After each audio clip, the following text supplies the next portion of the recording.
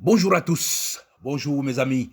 Je vous fais cette vidéo rapide pour montrer, comment on appelle ça, un aspect de l'arrestation du président du Venezuela, monsieur Maduro.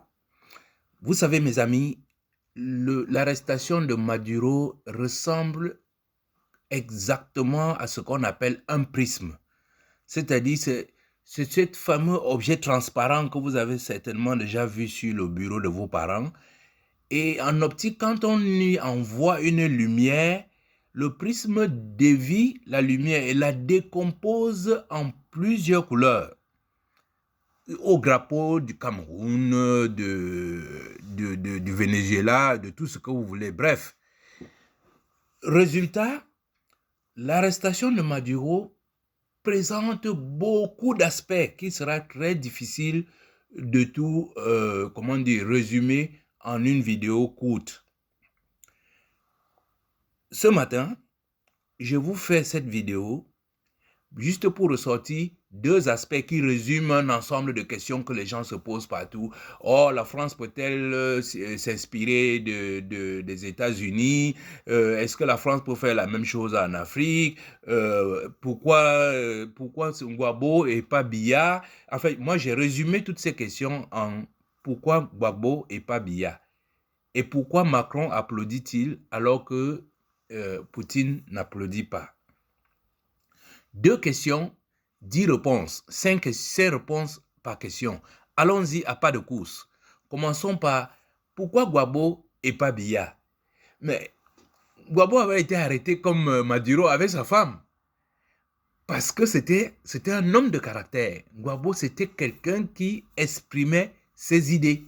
Quand il fallait dire oui, il disait oui. Quand il fallait dire non, il disait non. Parfois, il disait oui à des choses qui ne sont pas commodes, mais pour que le pays continue à fonctionner, il disait oui à certaines choses. C'est exactement comme Maduro. Mais alors que Paul Biya, lui, c'est un homme sans caractère. Paul Biya s'apparente parfois à une chose. Depuis sa rencontre avec lui, Paul Ojula, l'homme a été totalement reprogrammé comme un robot. Je vous avais fait d'ailleurs une vidéo là-dessus pour essayer de comprendre qui est cet homme qui a mis son pays, son peuple, sa terre, son sous-sol, l'air de son pays à la disposition des super prédateurs. Deuxième réponse, Laurent Gbagbo était un président. Il présidait aux destinées d'une nation. Laurent Gbagbo a tenu tête d'abord au président Chirac avant l'arrivée de Nicolas Sarkozy et qui a opéré cette barbarie. Donc, ce sont des gens qui ont des convictions, exactement comme Maduro, ou bien comme l'avait fait Hugo Chavez avant lui. Donc, ce sont des gens, ce sont des présidents des républiques et qui défendent les intérêts de leur pays. Alors que Paul Biya ne défend que l'intérêt de ceux qui l'ont mis au pouvoir depuis plus de 60 ans au Cameroun. Pourquoi Laurent Gbagbo et pas Biya? Parce que Laurent Gbagbo, mais il suit une philosophie, une doctrine. Laurent Gbagbo se dit socialiste. Tout comme les Maduro, ce sont des socialistes ou des communistes, on ne sait pas comment on peut dire tout ça, mais ce sont des gens qui affirment leur intérêt, je veux dire, leur propension à garantir l'intérêt du peuple. Mais vous connaissez quelle est la philosophie ou la doctrine de Paul Biya? Il faut vous dire qu'il y a le libéralisme communautaire. Que veut dire libéralisme communautaire? Vous mettez libéralisme et communisme dans le même mot, c'est pour construire quoi? Ce bonhomme-là, c'est un faux jeton. C'est pour ça qu'on ne peut pas l'arrêter. Deuxièmement, quatrième réponse, Maduro, comme Laurent Gbagbo, ce sont des anti-impérialistes. Alors que Paul Biya, lui, c'est je ne sais pas comment on dit ça. On nous disait souvent que c'était le Lionel Messi de tous les graphiques possibles et inimaginables en Afrique. Mais lui, c'est un serviteur des impérialistes. Je vous rappelle que Paul Biya a signé les accords des APE qui ont détruit toute la petite économie qu'il y avait en zone CEMAC. Et il a fait contre l'avis des économistes de ces pays, contre l'avis des autres chefs d'État de notre région. Il a signé tout seul. Maduro ne pourrait pas faire un truc comme ça. Laurent Gbagbo ne peut pas signer un tel document. Voilà pourquoi on arrête ces présidents-là. Et en cinquièmement, mais pour arrêter quelqu'un, il faut que la personne soit arrêtable ou kidnappable. Paul Biya n'est pas kidnappable. Comment voulez-vous arrêter quelque chose? On kidnappe un être humain, on kidnappe les gens qui ont du caractère, on ne kidnappe pas les choses. Bon, admettons qu'il ne soit pas une chose, qu'il soit un président et tout. Mais il vit chez eux. Paul Biya vit à Genève, avec sa femme, ses enfants et tout, avec une adresse connue. Mais pour arrêter le président Laurent Gbagbo, il a fallu venir bombarder la présidence de la Côte d'Ivoire. C'est exactement ce qu'on a fait avec Maduro. Mais s'il fallait kidnapper Paul Biya, mais je ne comprends pas, est-ce que c'est un kidnapping? Il dort chez eux. Donc vous voyez très bien que tous ceux qui font du vouvouzé là, pour faire croire que Paul Biya préside encore destiné, je dois quand même vous dire une chose, c'est que tout ce bruit que vous entendez, c'est parce que les gens veulent faire croire que Paul Biya est président du Cameroun. Non, le président du Cameroun, c'est Issa Chiroma Bakary. L'homme Biya n'existe plus pour nous. C'est du passé. Il faut vraiment que les gens se mettent ça dans la tête. Parce qu'aujourd'hui, dès qu'il y a un petit orage quelque part dans un coin de la planète, ça va sortir Paul Biya en disant « Ah, mais est-ce qu'il peut aussi pleuvoir sur lui ?» Mais ça suffit avec tout ça. L'homme est un serviteur des impérialistes. Donc, il ne pourra jamais être enlevé de cette façon. Mais de toute façon, sachez que tous les chefs d'État sont enlevables et arrêtables comme on a arrêté Maduro. Même le président Trump. Il ne faut pas que les gens fassent comme s'ils étaient des super hommes et tout. Non, ça reste des humains. Et en tant qu'humains, s'il y a un groupe de personnes qui décident de mettre la main sur vous, mais ils vont le faire. À ce moment, on se retrouve dans la jungle. C'est pour ça que beaucoup ne comprennent pas l'acte du président Trump. Bon, ça, ce sera un autre sujet. Restons calés sur le sujet de notre discussion d'aujourd'hui. Voilà en 5 points la réponse à la première question. Pourquoi Gbagbo et pas Biya? Maintenant, deuxième question. Pourquoi Macron applaudit-il alors que Xi Jinping ou Poutine n'applaudissent pas? Mais pour une simple raison. Et ça résume tout ce que je vous ai dit à propos. La France peut-elle faire la même chose à Traoré ou à Assimi? Est-ce que la France peut s'en inspirer? Mais vous parlez des choses que vous ne connaissez pas. La France, ce sont les parrains de Youza. Il faut savoir que la France est un très, très, très vieux pays. Et que les États-Unis, je crois, leur existence date des années 1700 avec le début de l'esclavage. Donc la France peut, si on regarde le calendrier, si on dit seulement que la France est née au temps de Jésus-Christ, c'est que la France a plus de 2000 ans. Mais vous n'allez pas comparer la France avec les Yuza qui n'ont que 400 ans. Et pourquoi les Français sont les parrains des Yuza? Parce que les Français ont une tradition, en fait, ce sont les Européens ont une tradition de pirates.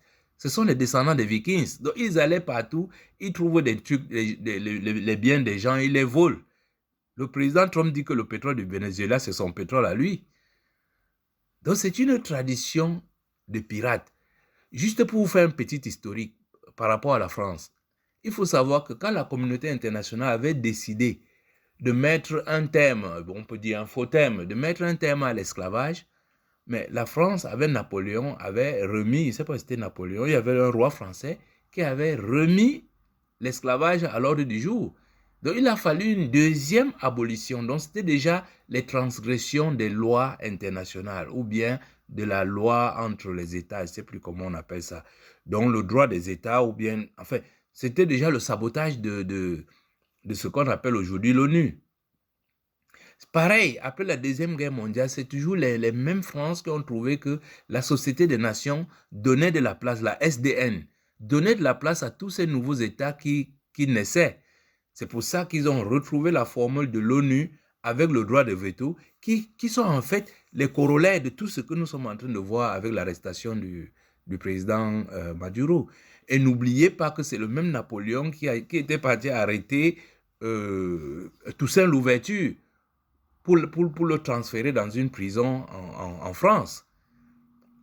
N'oubliez pas que c'est la France qui est venue tuer Kadhafi. N'oubliez pas que c'est la France qui est venue bombarder la présidence de la Côte d'Ivoire pour enlever Gbagbo, aller le mettre à la haie pendant près de 10 ans. Donc, commencer à dire que est-ce que la France peut s'inspirer? Non, au contraire. C'est monsieur Trump qui s'inspire de la France. Parce que quand il arrête Maduro avec sa femme, c'est parce que Trump, qui aime trop la télévision, a probablement vu comment on avait arrêté Laurent Gbagbo avec Simone Gbagbo, qui n'a rien à voir dans la chose. C'est pareil que Madame Maduro, elle n'a rien à voir là-dedans. Donc, si vous voulez arrêter le président du Venezuela, arrêtez le président du Venezuela, qu'est-ce que vous avez arrêté sa femme? Donc, c'est tout simplement parce qu'il s'inspire de ce que fait la France. Et pourquoi Macron applaudit? Parce que Macron pense que cette arrestation va faire surgir chez ces présidents france-africains cette peur, cette terreur de dire non au franc CFA, de dire non à l'exploitation de nos ressources, etc. Donc, pour eux, c'est vraiment du béni oui-oui. Ce genre d'action leur permet de remettre la terreur à l'ordre du jour. Vous vous souvenez de ce que disait Nicolas Sarkozy à propos de Laurent Gbagbo, qui va le vitrifier.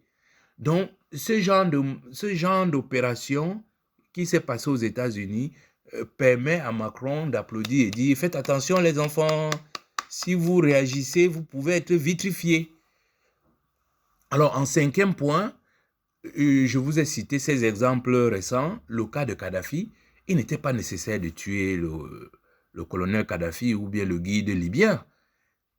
Voler l'or, voler son pétrole, voler tout ce que vous voulez, mais le tuer comme ça, comme de vrais babas. Il dit que ces gens-là, c'est des Vikings. Il ne faut pas leur en vouloir, c'est comme ça qu'ils sont. Et il faut en tenir compte. Donc quand ces gens-là font ce sur vous, ne croyez pas qu'ils viennent rigoler. Prenez aussi vos dispositions, comme le dit souvent le président Traoré, il faut se préparer à une guerre de haute intensité. Parce que ces gens-là, je vous dis, on les connaît. On sait comment ils fonctionnent. Et il ne faut pas ne les accusez pas. C'est leur sang, c'est leur ADN. Ils sont comme ça. Et une fois que vous savez ça, maintenant, il faut savoir les gérer. Et s'asseoir avec eux autour de la table, sachant que s'ils ont les cuillères, une longue cuillère, vous aussi, vous avez votre longue cuillère. C'est de ça qu'il s'agit. Bon, voilà, mes chers amis, je voulais très rapidement vraiment commencer à éplucher ce prisme Maduro que nous allons faire. Enfin, chaque fois que j'aurai le temps, je vais prendre un des aspects, le ressortir, le partager avec vous et que chacun sache que ce ne sont pas des phénomènes sporadiques. C'est inscrit dans la loi capitaliste qui dirige le monde aujourd'hui. Voilà, je vous remercie de m'avoir écouté et je vous dis à bientôt. Salut.